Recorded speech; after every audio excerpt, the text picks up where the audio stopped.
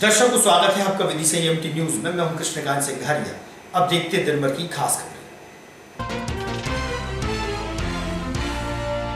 एक लोडिंग वाहन में ऊपरी जगह पर भरी थी सब्जियां, जबकि नीचे भरे थे अस्वस्थ और मृत मवेशी।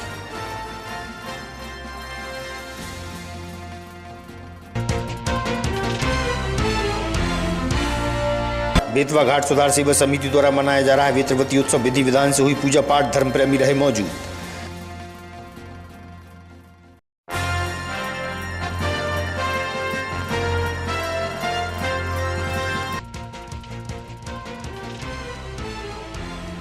और आंवला नवमी पर लगा उदयगिरी में मेला, वहीं धर्म प्रेमी पहुंचे थे सभी मंदिरों के ध्वज लेकर।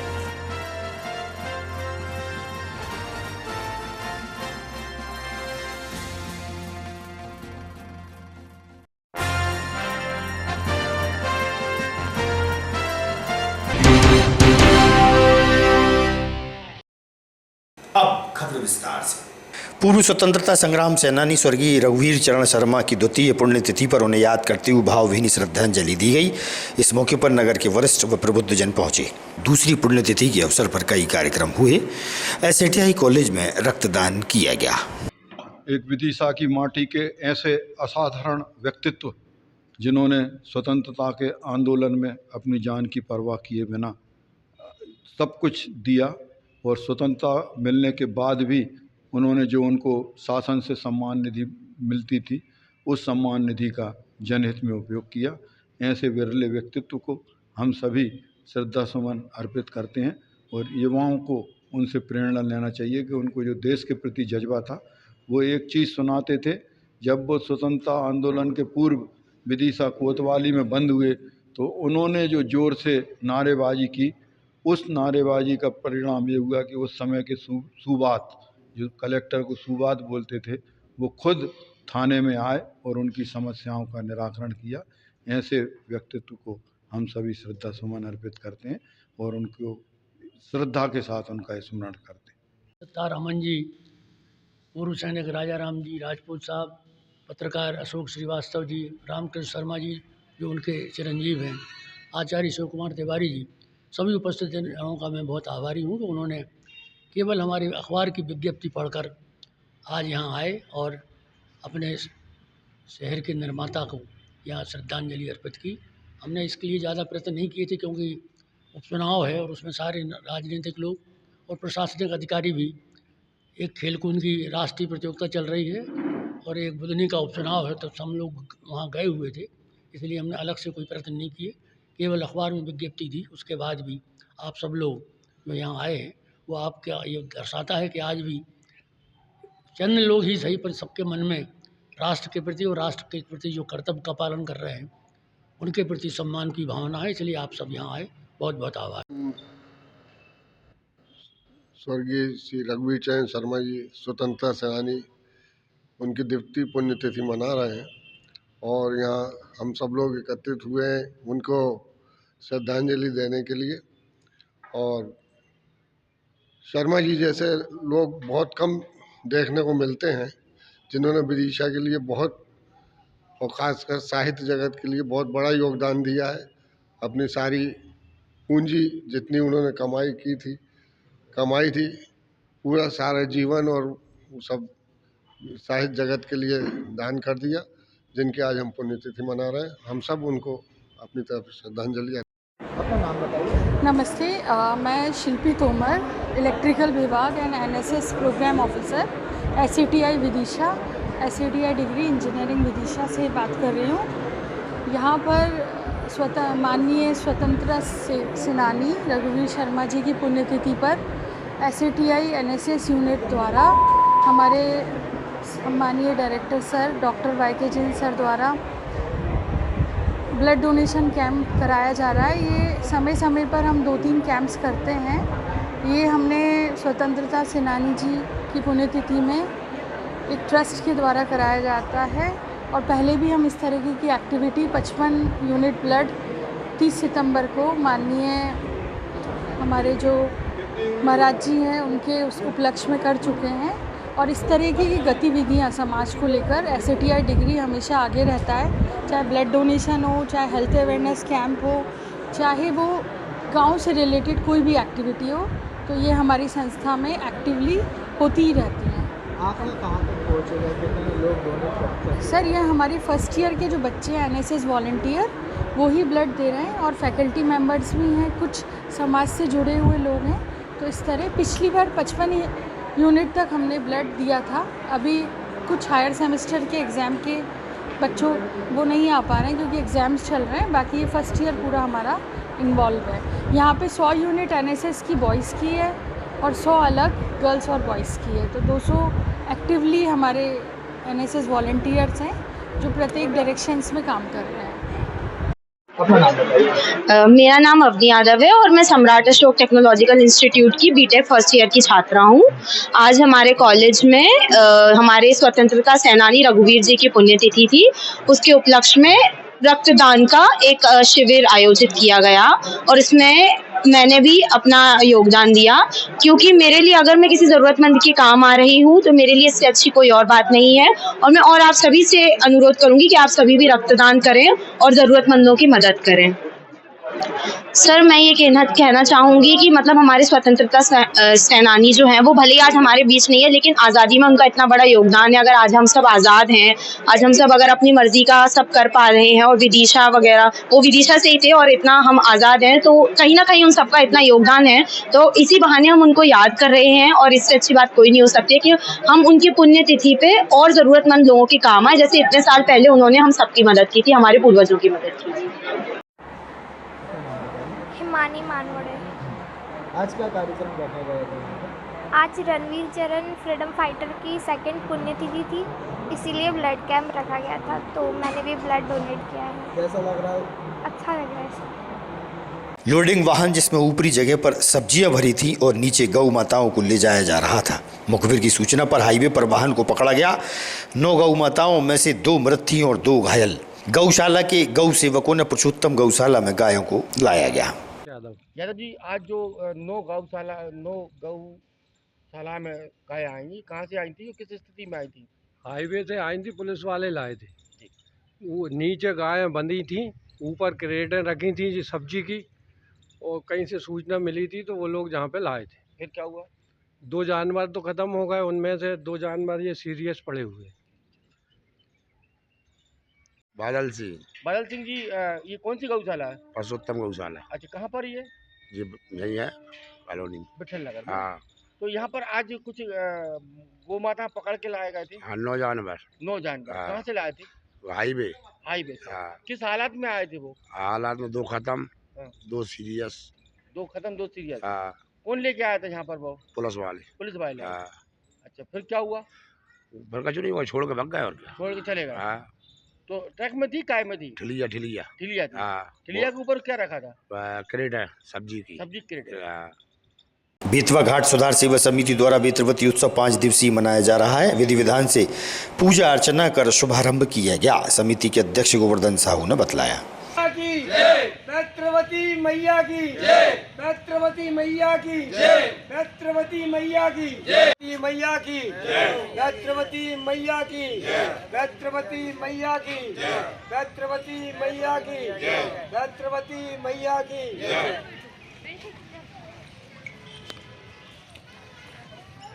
बेतवा नदी के पास रामलीला क्षेत्र में पशु मेला के दौरान बड़ी संख्या में भैंसें व गायें बिकने के लिए आती हैं। दूर दूर से पशु बाजार में लोग अपने पशुओं को लाते हैं। पशुधन मालिकों से हुई चर्चा।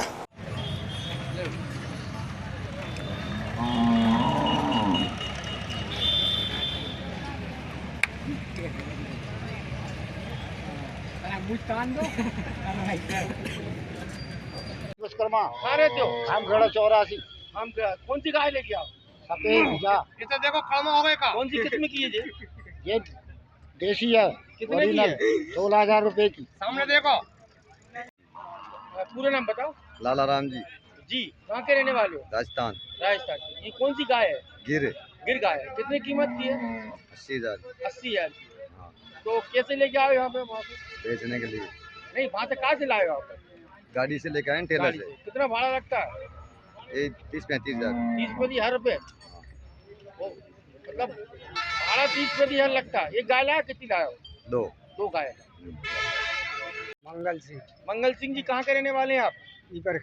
पीपर खेड़ी कौन सी तहसील में आती है? ये पड़ा की कीमत कितनी है? 80,000। 80 है। क्या खासियत है इस बार? बड़ा है। और ये गिर गाय की? ये बताओ।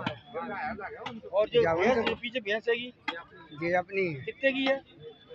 ये भी 80 की है। 80 की है। पड़ा और भैंस में कोई अंतर नहीं है? नहीं। ऐतिहासिक स्थल उदयगिरी क्षेत्र में भगवान नरसिंह की विशाल प्रतिमा है।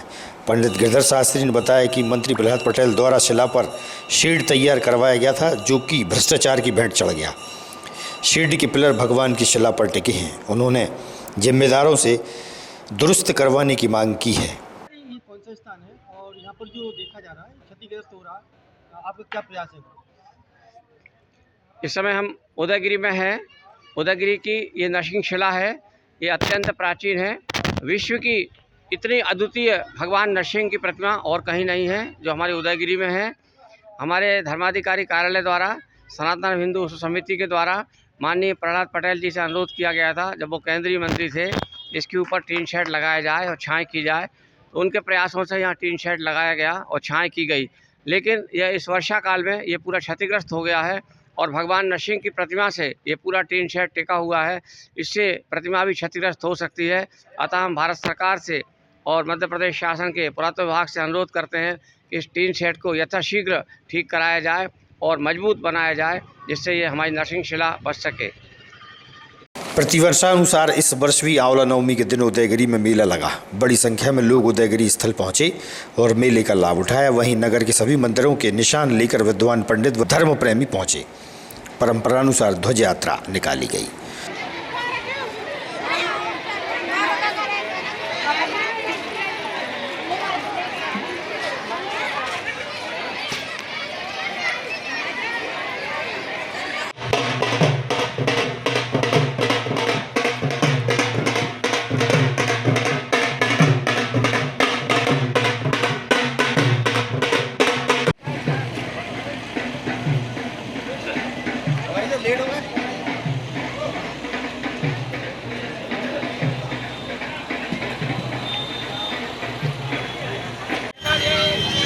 बॉम्बे की बेल 10 रुपए 20 रुपए 10 रुपए 20 रुपए।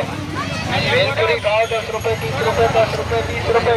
बेल 10 रुपए 20 रुपए 10 रुपए 20 रुपए। बॉम्बे की प्रसिद्ध बेल है 10 रुपए 20 रुपए 10 रुपए 20 रुपए। बॉम्बे की बेल 10 रुपए 20।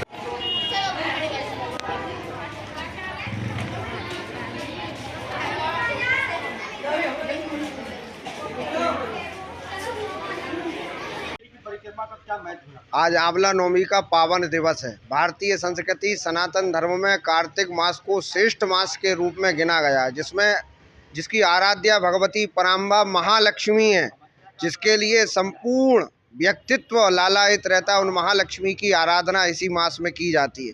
उसी के अंतर्गत अक्षय नवमी का ये पावन दिवस होता है। पूज्यपाद प्रातः स्मरणीय प्रथम धर्माधिकारी पंडित विश्वनाथ जी शास्त्री महाराज ने विदिशा नगर के मंदिरों को एक दूसरे से जोड़ने के लिए, भारतीय संस्कृति से समन्वित ब्राह्मणों को बनाने के लिए, घर घर में प्रेम और अनुराग स्थापित हो, उसके निमित्त धर्म की स्थापना के लिए ये उदयगिरी की परिक्रमा 1850 में प्रारंभ की थी, जिस दृश्य को आज आप वर्तमान में इस समय देख रहे हैं। विदिशा नगर के प्राचीन जो मंदिर थे प्रतिष्ठित, उन मंदिरों के ध्वज इस यात्रा के रूप में आते हैं। जगह जगह रामघाट से ये प्रारंभ होता है। सर्वप्रथम नदी के तट पर रामघाट पर पूजन होती है। उसके बाद उदयगिरी की परिक्रमा के रूप में सायंकालीन रामलीला में सारे ध्वजों को स्थापित करके उनका रामलीला मेला समिति की ओर से पूजन किया जाता है। तत्पश्चात संपूर्ण नगर में भ्रमण करते हुए ध्वज अपने अपने मंदिरों पर प्रस्थान करते हैं। ये परंपरा भारतीय संस्कृति से समन्वित पूज्यपाद प्रातः। संजय पुरोहित, चरण तीर्थ मंदिर रामेश्वर गोपेश्वर का पुजारी। प्रति वर्ष अनुसार नवमी के दिन जो पाठ का यात्रा निकाली जाती है, वो कितने वर्षों से निकाली जाती है, क्या उद्देश्य होता है, वो कितने किलोमीटर की पाठ का यात्रा होती है, किन किन मंदिरों के झंडे शामिल होते हैं इसमें? रामलीला मेला समिति के माध्यम से आज से 132 वर्ष पूर्व वैकुंठवासी परम श्रद्धेय प्रातः स्मरणीय धर्म दिवाकर धर्माधिकारी पंडित विश्वनाथ शास्त्री जी के माध्यम से इस परिक्रमा का जो है प्रारंभ हुआ था, जो पूरे नगर के मंदिरों के ध्वजों के साथ चलती है और लगभग 20 किलोमीटर की यात्रा है। विदिशा शहर के जितने भी प्रतिष्ठित मंदिर, प्राचीन मंदिर हैं और नए मंदिर भी हैं, उन सब के ध्वजा जो है रामलीला से निकलते हैं और जो बैत्रवती के विभिन्न घाटों से होते हुए उदयगिरी पर्वत पर पहुंचकर भगवान बराही की प्रतिमा की पूजन कर नरसिंह शिला के नीचे वहाँ एक कवि सम्मेलन होता है, जिसका एक कोई ना कोई विशेष सब्जेक्ट होता है, विषय होता है, उस पर वर्तमान समस्या के ऊपर कोई ना कोई कविता वहाँ रहती है। इसके बाद जो है एक लिंगी शिवलिंग का दर्शन करते हुए, जटाशंकर होते हुए, त्रिवेणी घाट होते हुए और चरण तीर्थ पर आकर यहाँ भगवान के वो जितने ध्वज होते हैं उन सबकी मंगलमय आरती होती है, जो लगभग 100 के करीब होते हैं। इसके बाद रामलीला में जाकर आरती होती है और रायसेन गेट पर जो छोटी गणेश मढ़ी है वहाँ जाकर पूरी की पूरी परिक्रमा विश्राम हो जाती है। लगभग 20 किलोमीटर की यात्रा होती है। पंडित विश्वनाथ शास्त्री जी के माध्यम से कार्तिक के माह में अपने नगर परिक्रमा के भ्रमण करने का बहुत बड़ी सनातन की ये परंपरा है। उसी परंपरा का निर्वहन विदिशा में भी लगभग 132 वर्ष पूर्व से हो रहा है।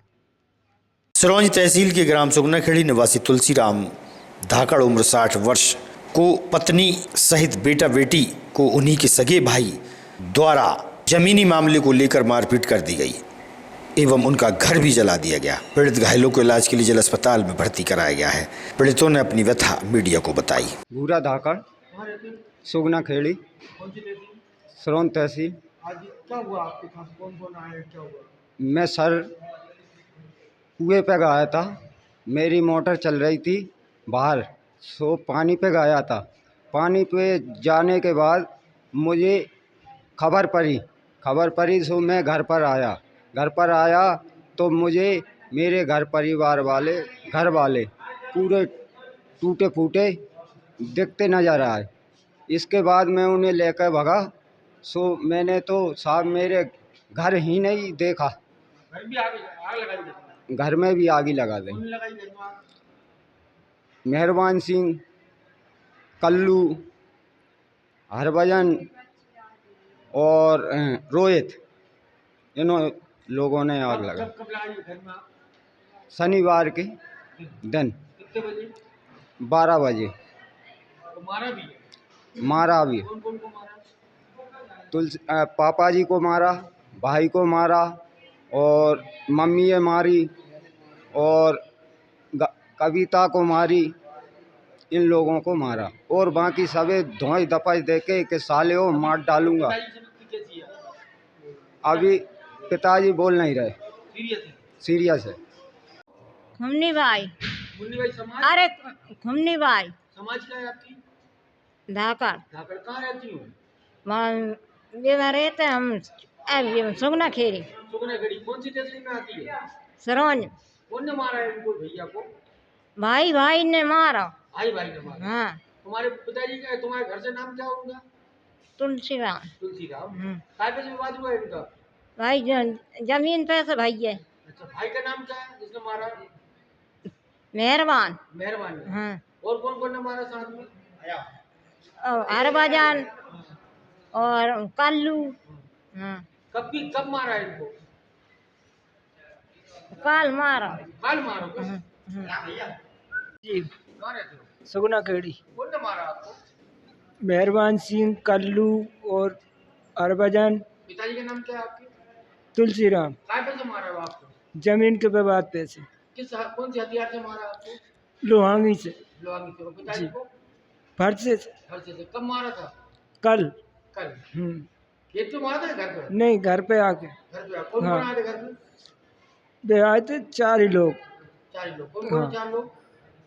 मेहरबान सिंह, हरभजन और कल्लू और रोहित।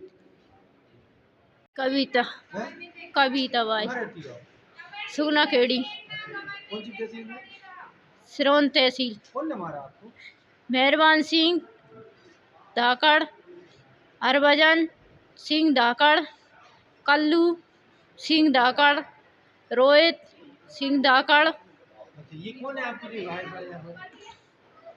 ये कौन है आपकी जो तुलसीराम जी कौन है? तुलसीराम जी हमारे पिताजी है। जमीन के कारण से वाया था, घर पर मारवे आए थे। जिनने मारा वो तुम्हारे कौन लगते हैं? वे हमारे चाचा लगते हैं। चाचा ने मारा है? छोटे बड़े? बड़े। बड़े चाचा।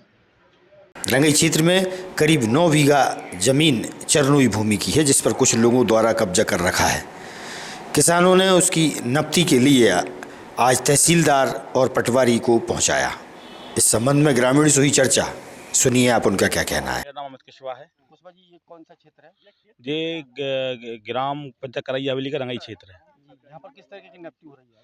यहाँ पर चरनोई की जो भूमि है, जो किसान द्वारा दबाई हुई है, तो उसकी नपती होकर इसमें गौशाला बनाने का प्लान है। कितने बीघा है करीब? करीब 9 बीघा के करीब है। अच्छा, तो कितनी गौ माताएं इसमें रह सकती हैं? ये अगर सही से अगर इसका हो गया तो करीब 200-250 गाय यहाँ पर व्यवस्था हो जाएगी रुकने की। कुछ ऐसा भी जानकारी लगी आप सरपंच पति हैं मतलब जी। तो आपके द्वारा क्या सहयोग किया जाएगा अगर जैसे गौशाला बन गई तो? यहाँ पर सब ग्रामवासियों का अपने सब सहयोग कर रहे हैं और हम सरकार से भी मांग करेंगे, सरकार ज़्यादा से ज़्यादा सहयोग करे इसमें और गौशाला के लिए जो राशि होती है उसको प्रदान करे। कितनी जमीन है जो निकली है सरकारी? 9 बीघा के लगभग में। कहाँ से कहाँ तक है? यह सब अब वो आगे से है कम करीब 7-8 किसान हैं जो कि किसानों के कब्जे में है, तो अब वो नपती के बाद अब आगे यहाँ नपती नहीं हो रही है, ये रास्ता क्या नहीं, यहाँ से नंबर बदला गया, इस साइड जाएगा नंबर। यहाँ आगे सरकारी है नहीं, यहाँ निजी नंबर है आगे। जैसे कि आपकी जो मंशा है कि जैसे कि ग्रामीण क्षेत्र के आसपास जो हाईवे पर जो गौ माता बैठी है उनको से क्या लाभ हो जाएगा अगर ये गौशाला खुल जाती है तो? इससे काफ़ी लाभ होने वाला है, क्योंकि जो पूरा जो क्षेत्र है पूरा हाईवे क्षेत्र है, रंगाई क्षेत्र है, तो इससे जब रोडों की गौशालाओं को हम गौशालाओं में गायों को रखेंगे तो पूरी दुर्घटनाओं से हम बचेंगे, लोग भी बचेंगे और गाय माता भी दुर्घटना से बचेंगी। राजेश वर्मा, कृषक, ग्राम रंगाई। तो यहाँ पर ये आपके द्वारा यहाँ पर किस तरीके की नपती करवाई जाती है? नहीं, हमारे द्वारा नहीं, पूरी पंचायत के द्वारा। और यहाँ पे 9 बीघा जमीन चरनोई है, चरनोई के नाम से ही है नक्शे में। तो आज श्रीमान कलेक्टर महोदय एवं तहसीलदार महोदय एवं सरकारी जो अमला है, पटवारी साहब और आरआई साहब के और अपने सरपंच और जनपद सदस्य के द्वारा सबके प्रयास से इस ज़मीन की नपती हो रही है। और अपन ने घोषणा ये की थी अगर यहाँ पे गौशाला के निर्माण होता है 9 बीघा में तो अपन 1 लाख रुपए अपने माता पिता की स्मृति में हम तार भेजने के लिए देने तैयार हैं। तो क्या उम्मीद की जा रही है चरनोई की भूमि मतलब आज़ाद होगी या नहीं, श्रीमान कलेक्टर महोदय जिससे पूरे जिले में और तहसीलदार साहब ने पूरा आश्वासन दिया कि जमीन चरनोई भूमि मुक्त करा के और ये गौशाला का निर्माण के लिए क्या लाभ हो जाएगा? जैसे कि हमारा कितनी गौशाला है? हमारा गौशाला का निर्माण करने का सिर्फ एक उद्देश्य है कि अग्रवाल अकादमी, हमारी पंचायत में सबसे ज़्यादा हाईवे आ रहे हैं, अग्रवाल अकादमी से लेके करैया वो सुगाखेड़ी बाईपास, गणेश मंदिर, ईदगाह मतलब स्वामी विवेकानंद चौराहे, इन चौराहे पे आप आए दिन दुर्घटनाएं, कार गाड़ियाँ डैमेज हो रही हैं, आदमी की जान जा रही है, गौ माता भी मर रही है।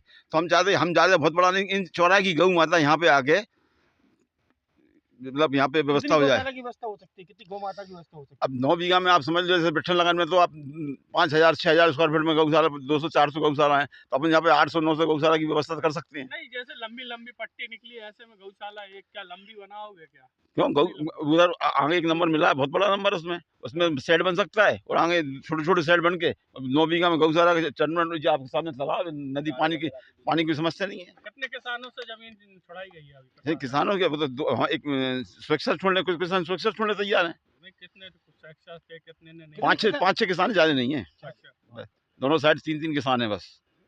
ग्राम रंगाई में 9 बीघा जमीन के लिए ग्रामीण क्षेत्रों के जो है आज जमीन नापने के लिए अपने साथी पहुंचे हैं, किस तरह की कार्रवाई हुई, क्या हुआ? ग्राम पंचायत की ओर से एक आवेदन प्रस्तुत किया गया था जिसमें उन्हें बताया गया था कि कतिपय लोगों के द्वारा चरनोई भूमि पर अतिक्रमण किया गया है।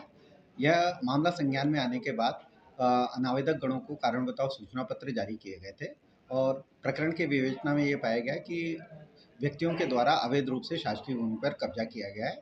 उन व्यक्तियों के विरुद्ध जुर्माना अधिरोपित करते हुए बेदखली की कार्रवाई की गई। उसी के अनुक्रम में आज मौके पर सीमांकन करवाकर ग्राम पंचायत को गौशाला निर्माण के लिए भूमि सौंपी गई। कितनी भूमि है और कितने लोगों से कब्जे छुड़ाया? यह 2 हेक्टेयर भूमि थी और इसमें 5 अतिक्रमकों के कब्जे पाए गए थे और इस भूमि का वर्तमान बाजार मूल्य लगभग 75 लाख रुपए है। आज की खबरों को देते हैं पर विराम। आगामी खबरों के लिए आप देखते रहिएगा विदिशा EMT न्यूज।